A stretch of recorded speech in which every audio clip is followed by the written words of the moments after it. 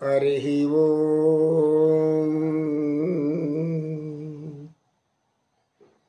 శుక్లాంబరధరం విష్ణుం శశివర్ణం చతుర్భుజం ప్రసన్నవదనం ధ్యాయేత్ సర్వవిఘ్నోపశాంతయే.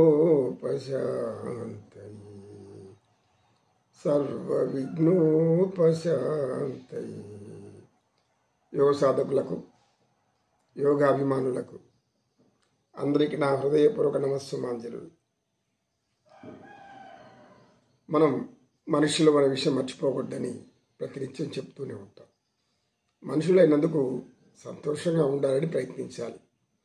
అనేక పరిస్థితులు మనకు అనుకూలంగా లేకపోవచ్చు. మనకు అనుకూలం లేనటువంటి అనేక సంఘటనలు జరగవచ్చు.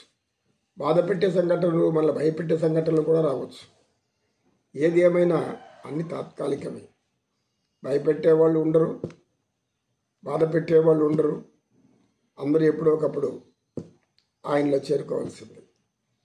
కనుక ఈ శరీరం ఒక అద్దె ఇల్లు అనుకోవాలి. మనం ఏ విధంగా అద్దె ఇళ్ళలో మనం ఉంటామో ఈ శరీరం కూడా ఒక అద్దె ఇల్లు లాంటిది. మనకు భగవంతుని అద్దె ఇల్లు ఇది, ఆయన ఇచ్చిన ఇల్లు.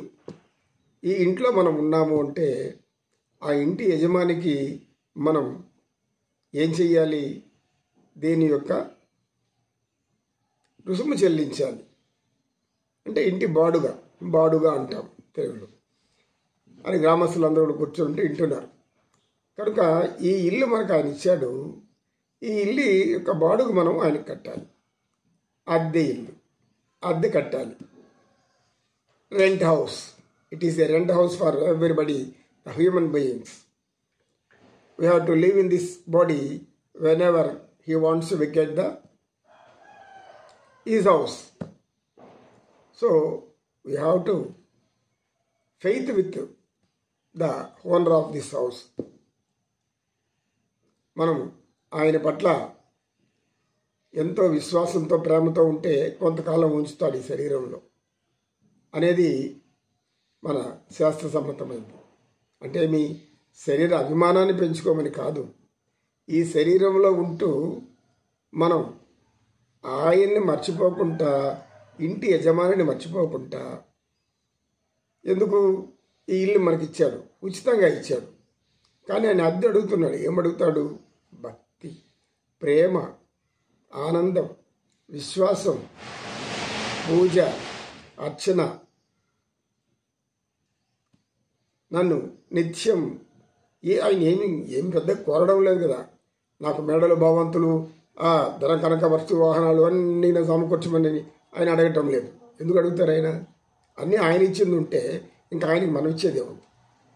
మనం ఇవ్వాల్సింది భక్తి, ప్రేమ. ఏ విధంగా అయితే మన బిడ్డల మీద, మన సంతానం మీద, మన బంధువుల మీద అతి ముఖ్యమైన వారు అనుకొని ఎంతగా ప్రేమిస్తూ ఉంటామో అంతకు 100 రెట్లు ఆయన్ని కానీ అధికంగా ప్రేమించగలిగేటటువంటి జ్ఞానం మనకుంటే, ఈ జ్ఞానం వల్ల మనం ఆయనకి దగ్గర అవుతాం. అప్పుడు ఈ ఇల్లు పరమ పావనం అవుతుంది. ఎందుకు? ఆయన నిత్యం వచ్చి కూర్చుంటాడు. ఇందులో వచ్చి నివసిస్తూ ఉంటాడు.